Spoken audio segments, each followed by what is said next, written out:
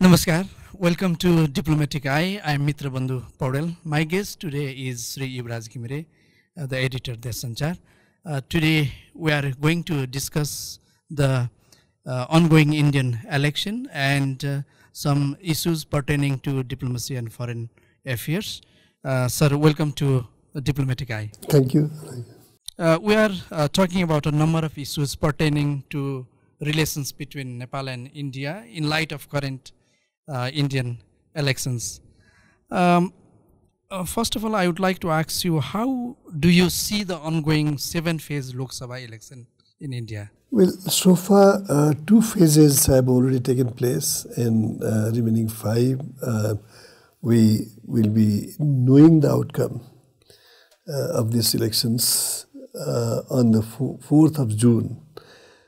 There are, all that we can say at the moment is the incumbent, although there is visible anti-incumbency factor, the incumbent BJP and its allies, the National Democratic Alliance constituents, are going to the poll more confidently than the rest opposing it. So as far as the policy issues are concerned, if the BJP wins the elections, there may not be major changes in its foreign policy approach, although BJP in the past few months has taken very assertive and strong positions on certain issues pertaining to its bilateral relations with many countries. We don't know what will happen, on its approach on Nepal, but this is also time for the BJP to review its own positions and policy approaches in neighboring countries compared to what it did in the past 10 years. My second question is partly like you partly address in your views. Do you see any anti-incumbency factor coming into play as Narendra Modi, the Prime Minister of India, has already completed 2 terms, and people say many of his promises regarding economy and employment remain unfulfilled? That is, yes. Anti-incumbency is always a real factor in elections. How much it damages the incumbent government or party is another thing, but that is almost a permanent factor associated in the electoral process. There are anger, there are fear among the minority communities, especially the Muslims. There are fear within the opposition parties that this government has used the state power and agencies against its political rival. They're also lacking fear. Based on my conversation with some of my sources in the BJP, there are fears within the BJP that, Prime Minister Modi is not very tolerant towards any internal dissent or different opinion. There are fears. And there are also, as we see in the Indian media, the RSS, which is also known, I don't know whether this terminology is correct in the present context, but the Rashtriya Swayamsevak Sangh, which is generally projected as the mother organizations of the BJP, is also not very comfortable with the way Prime Minister Modi is conducting himself, and not giving enough space for the leaders with potential, much more potentiality is another factor. As reported in some Indian media, Modi went and spent a night in Nagpur, where the RSS headquarters is located, and tried to sort it out. And also there was a fear that the low polling in the first 2 phases, that is April 19 and April 26, has also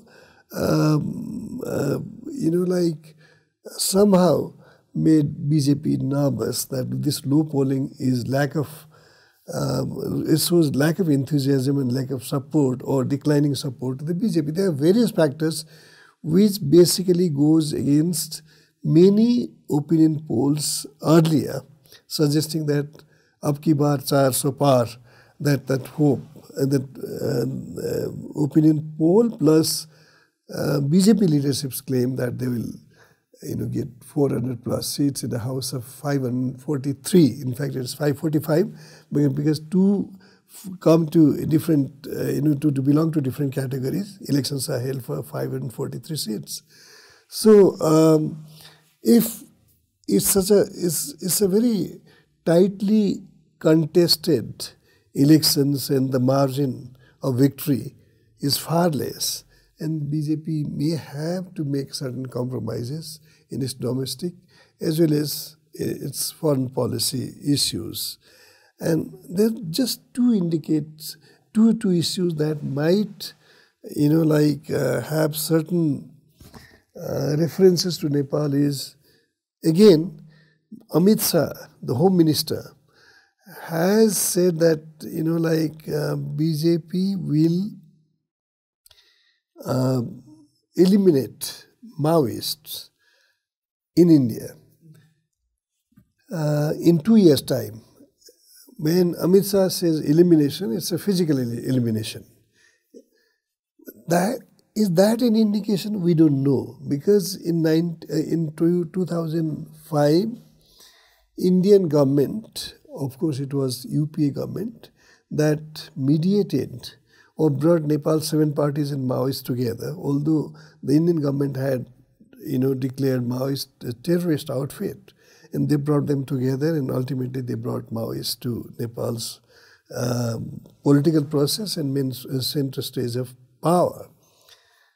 Whether that is an indication of any review of policy towards Maoists in Nepal and what they did, what the government of India did in India in 2005, we don't know, but there is an indication to that.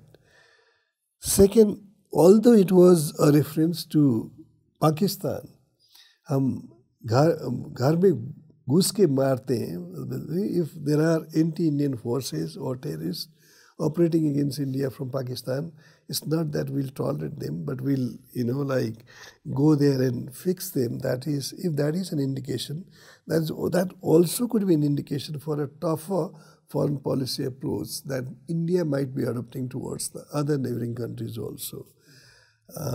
So these are two indications as of now. Let's see. It much will depend on the electoral outcome. If BJP comes to power, with what margin and what, majority, that we have to see. As India has determined to become third largest economy by 2030, according to the president of World Economic Forum, and it is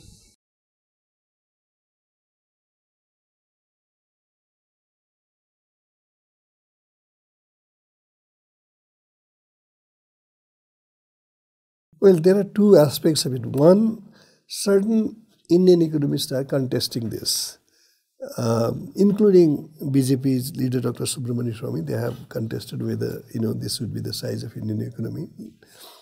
Let's hope that what Prime Minister Modi has promised, that he has a roadmap to achieve that. Second, it's a very,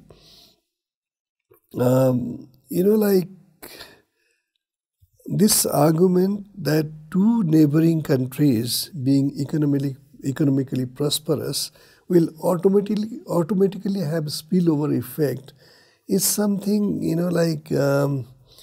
very difficult to believe in, because economic growth is not an automatic process just because something happens in the neighborhood. What is Nepal going to do? What are Nepal's, policies it wants to execute and get to economic prosperity? Is that is more important. We haven't seen any. Recently, the investment summit took place. But what's going to happen after that? How many, industries or how many investors are willing to come after the assurance from the government is more important. So I don't think this will be an automatic process. The slogan for BJP NDA this time, as you mentioned, "Ab ki baar 400 par." What is the motive behind this goal of 400 plus seat in Lok Sabha election? Though this sounds very ambitious, you have observed and covered many elections in India in the past.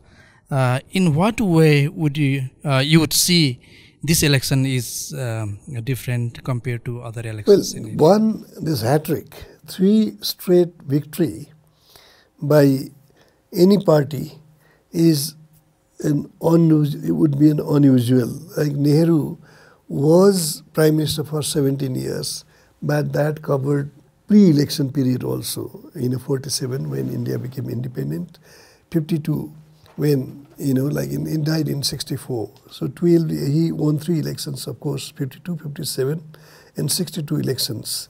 After that, no such electoral feat has taken place. Indira Gandhi also became Prime Minister for 17 years, but not consecutive terms. She won the elections under her leadership. First in 67, then 71. 77 elections she lost.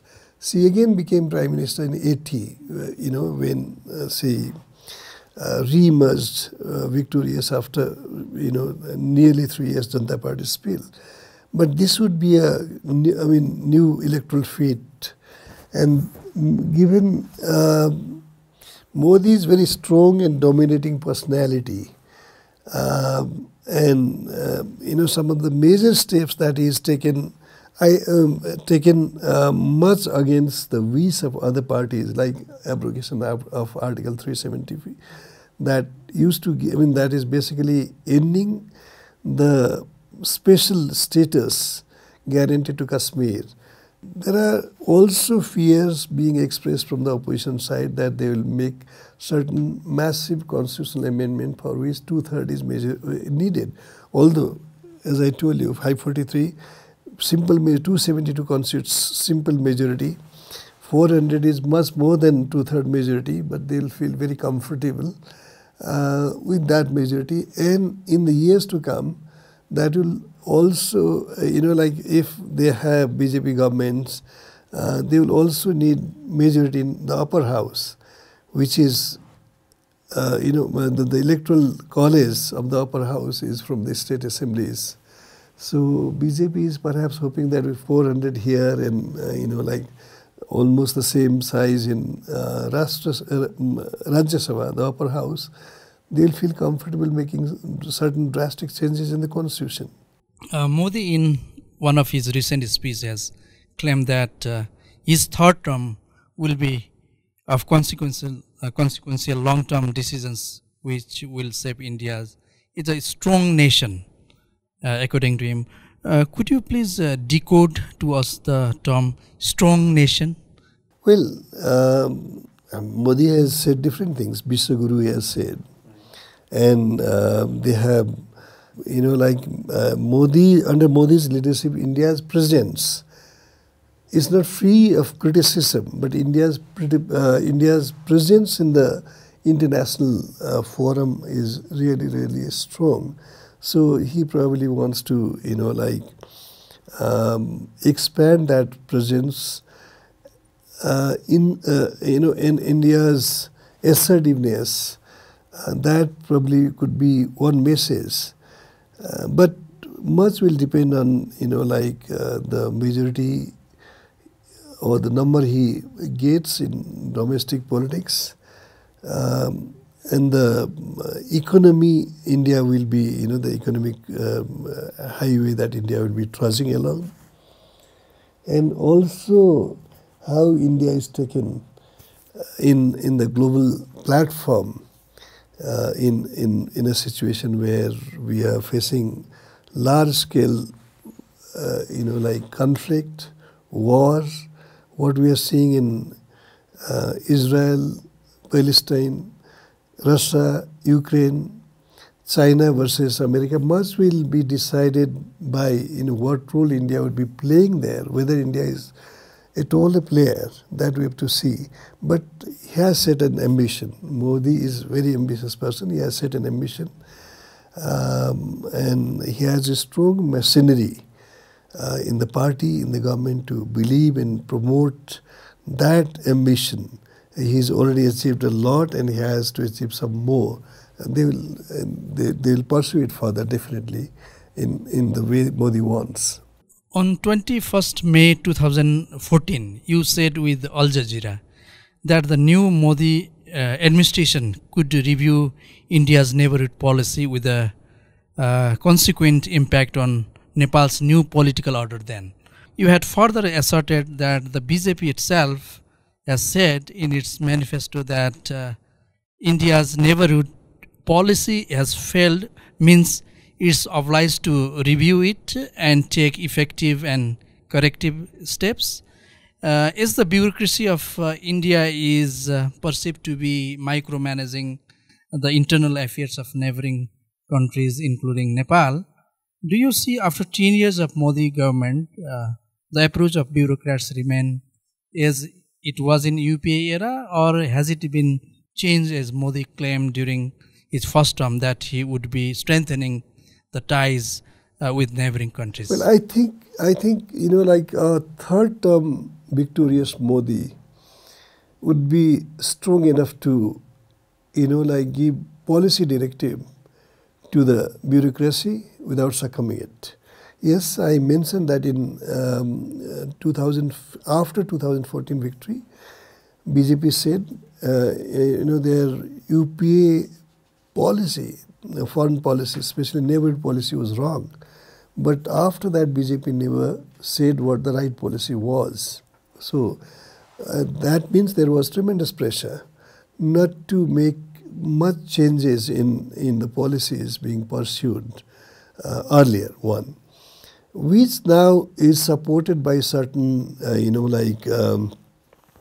books that the Indian diplomats who also at the helm have revealed. Say, for instance, in Kathmandu Dilemma, Ranjit Ray mentions that Modi was keen to, have meeting with former king. Nepal's republic is mainly a gift from India, not, it's not something determined by the Nepalese actors or involvement of the people or by following due process in parliament.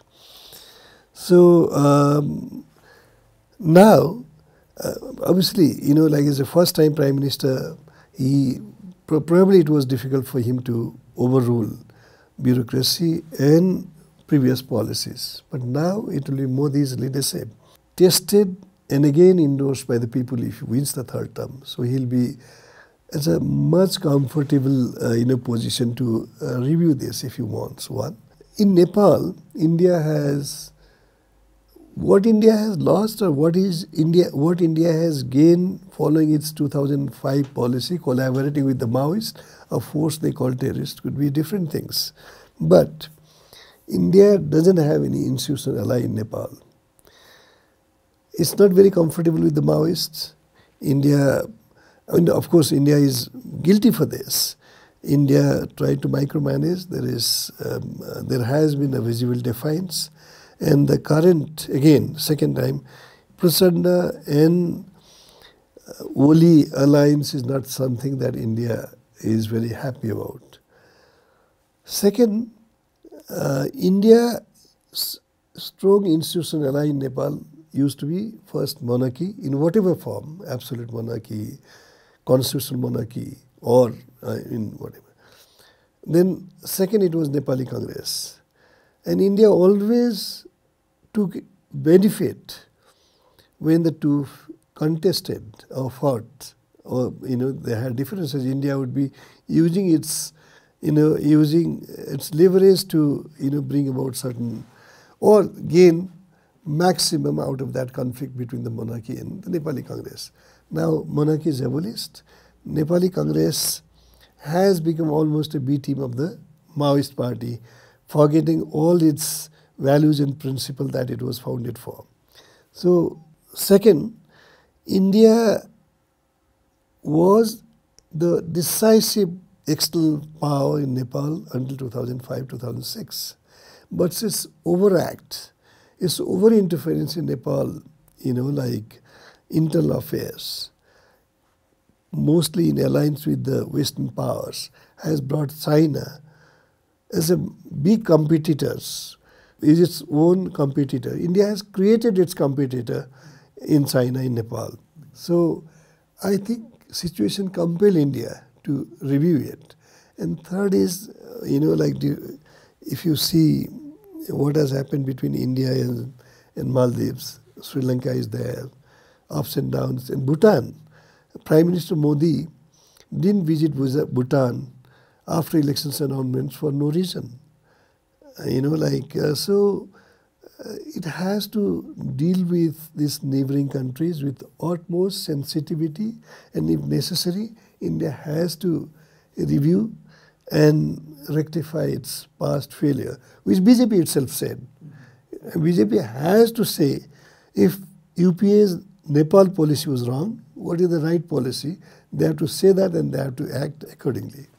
It is perceived that Modi will be resurrecting the Hindutva agenda strongly through the state apparatus in his country. Will he also try to influence Nepal with the same kind of interest? Well, I don't know. Nepal was a Hindu country, but most tolerant and accommodating, society. India had a hand, that mediation. It's not only, we only talk about this republic thing, that India wanted to get rid of monarchy in Nepal, calling it pro-China. But if the monarchy of Nepal was pro-China, Indian interest should have surpassed any other country's interest in Nepal. But that is not the case. India has to review what it has gained, whether its interests are served. That is for them. Although there will be different perception about that thing in Nepal and India. Hindutva was secular Nepal was also something associated with Republic Nepal. If you remember, Subhash Chandra Nembang is chairman of the revived House of Representatives. He declared Nepal to be a secular country. First, on the May 4th, the day it was the revived parliament had its session. Why did they do it? When Indian consulted the Europeans and Western powers that we want republic in Nepal, we need your support. Their answer was, yes, we'll support you, but we'll also want Nepal to be a secular country. And for them, secularism also meant the right to convert, the right to change their religion, as fundamental right, or as a state practice. States should be encouraging that. In the whole, in none of this agenda, Nepalese people were involved. So there was a deliberate interference by Indian authorities of that time in Western power, not to have these issues debated at the people's level or put for referendum. So whether, I don't think, what Modi does, or Modi actively does something to Nepal to make Nepal a Hindu country or a constitutional monarchy is a different thing. That is not something Nepalese would not be wanting it, because what Nepalese are opposing is secularism and republic were brought through Indian and Western interference. If India simply says what we did that time perhaps didn't work the way we wanted, because they said Nepal would be a stable country. As part of the 12-point, Nepal would be a stable country, Nepal would be economically prosperous, Nepal's democracy would be a consolidated democracy, and there would be, economic prosperity that Nepal will be achieved. I think India has a moral obligation to say that, what we thought in good faith, what will happen in Nepal in good faith with this change hasn't happened. So it's for Nepalese actors to review and rectify it. If India says that much, I think it will be doing a great service and in a way rectifying its own overindulgence in Nepal's internal affair. What preparatory measures are required by both countries, mainly India and Nepal, political and bureaucratic authority, to maintain dignified diplomacy? Well, one is definitely Panchashil was basically, the whole Panchashil argument was, the spirit was to have a relationship based on dignity, based on territorial equality and principle of non-interference in each other's internal affair. I have said somewhere in the past also, what ails Nepal-India relations is the over-interference of the Indian babus and servility of the Nepal's political actors has, made India very, very unpopular and is seen as a bully in Nepal. If India, somehow defines defines how far to go in Nepal. Like Prachanda himself said, India should not be allowed to micromanage. He faced it. And if Nepal's, I call it Das Tantra, those who signed the 12-point agreement, they invited India to interfere in Nepal's internal affairs. Giriraj Prasad Koirala is dead. But if 7 other leaders, they review and they, they retract from that, will be, our relations will be much more dignified. So now I would like to ask one question regarding Qatari Amir's state visit to Nepal. Sheikh Tamim bin Hamad Al Thani, the Amir of Qatar, concluded his 2-day state visit to Nepal and left for his home country. Some people say the visit encourages the tourism entrepreneurs, while others argue that Nepal showed immature diplomacy. How would you take Amir's visit, and what are the learning lessons for us? Well, I think it was a huge potential spoiled. Right. Amir, I met someone who lives there. I'm reading his book on Qatar, Ramzan Babu Alimia. I quite liked one sentence that he wrote. Nepalese have built Qatar, and it's Qatar's turn to build Nepal. So spirit is very, very, he came. I think he had one thing in his mind, that is, Nepalese have really contributed to Qatar's, building infrastructure, even during FIFA time, even after that. Nepalese population has overtaken Qatar's, local population there. Their Nepalese are 4 lakh plus, and they are less than 4 lakhs. So he probably wanted to give back, that if Nepal wants something for whatever Nepalese have contributed for Qatar's image and its, image in the international arena, I'll do that.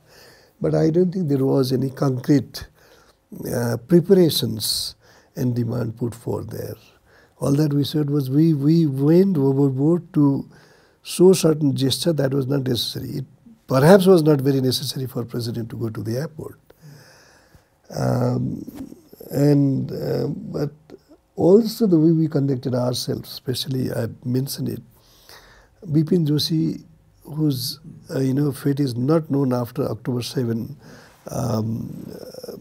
Hamas attack. He is believed to be alive.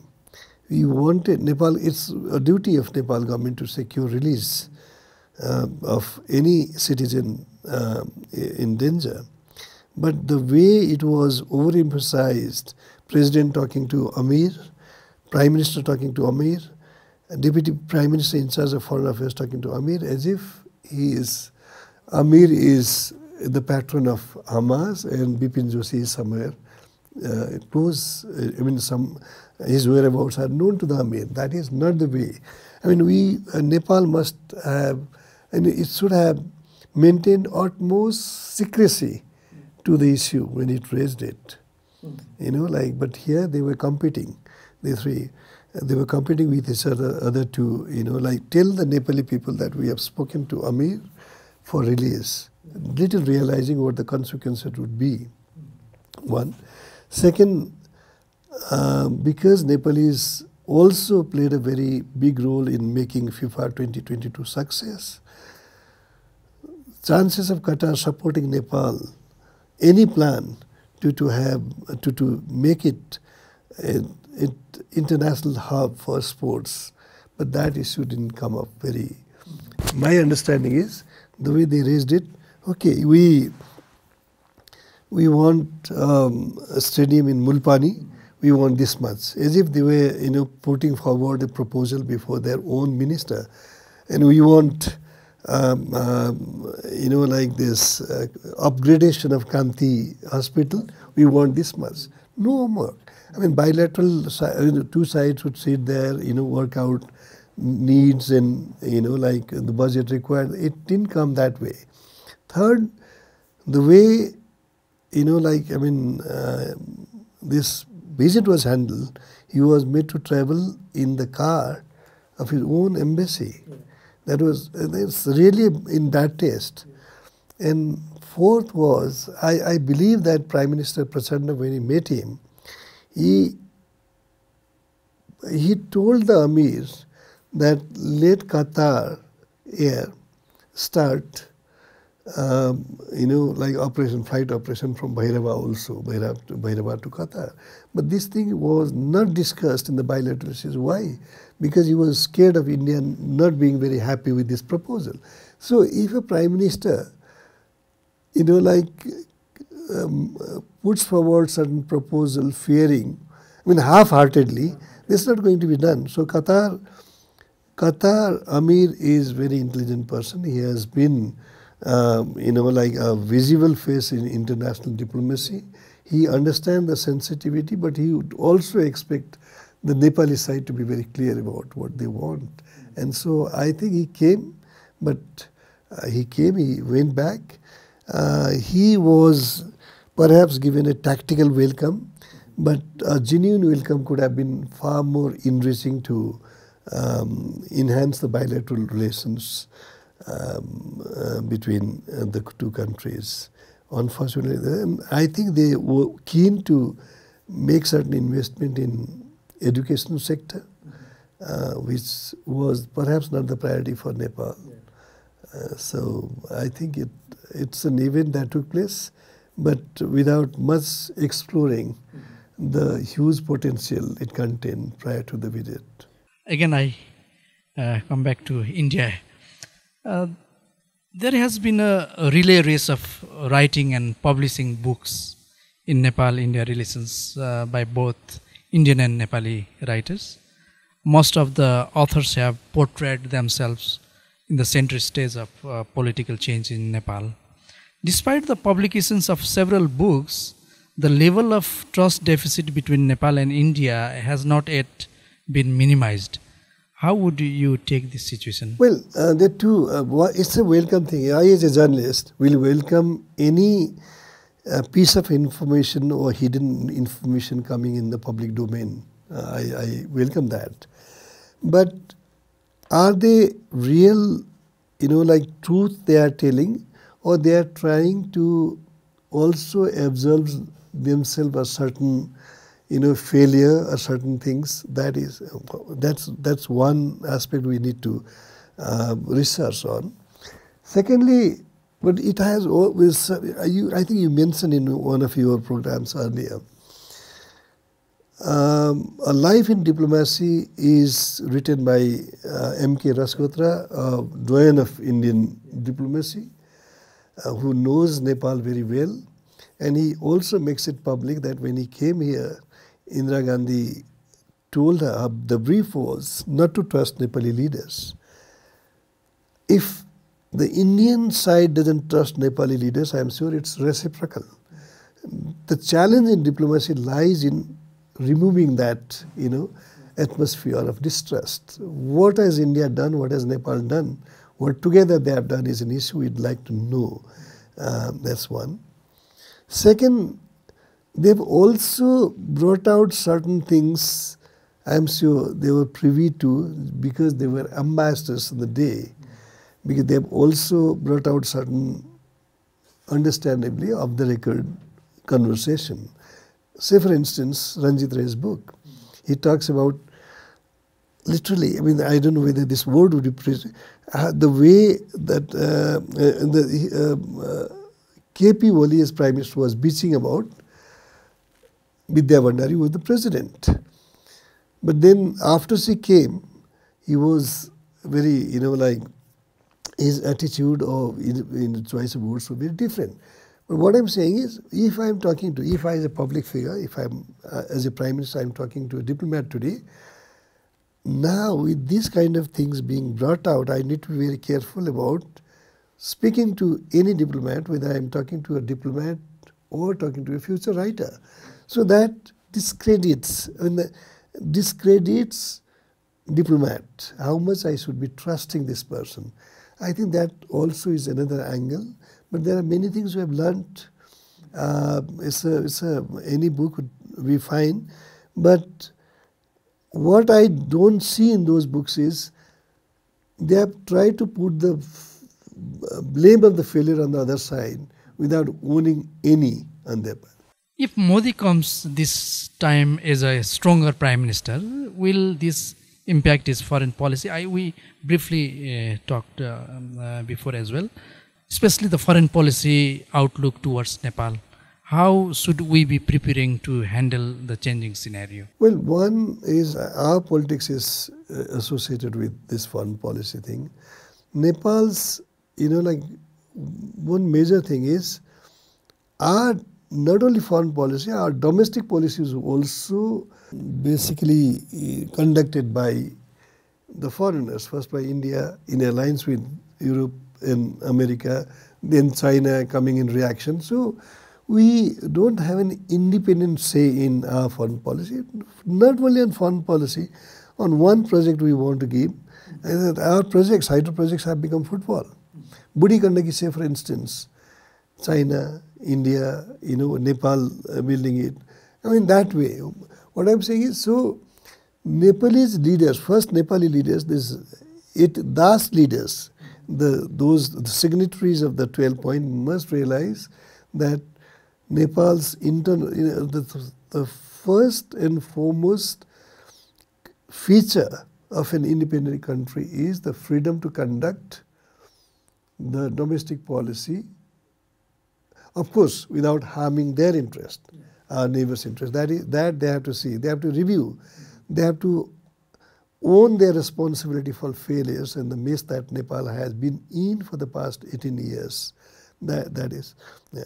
Other is a clear line that this is a domain that you shouldn't be. But if you go for every personal party or other gains with a begging ball there and say that, okay, don't cross this line, that's not possible. So the major thing is, the Nepali leaders have to reform themselves. They have to be Nepali first. Dignified Nepalis. Only if their leaders are dignified, then your foreign policy or domestic politics or your country becomes dignified. Thank you, sir. We are going to conclude this episode. Thank you very much for your time. Thank you. It was good, slightly different from the way this program was being conducted. Thank you for this, all these questions and the issues that you raised, and hope this will somehow make it easier for the public to understand the implications of Indian elections and its fallout in Nepal and in bilateral relations. Thank you.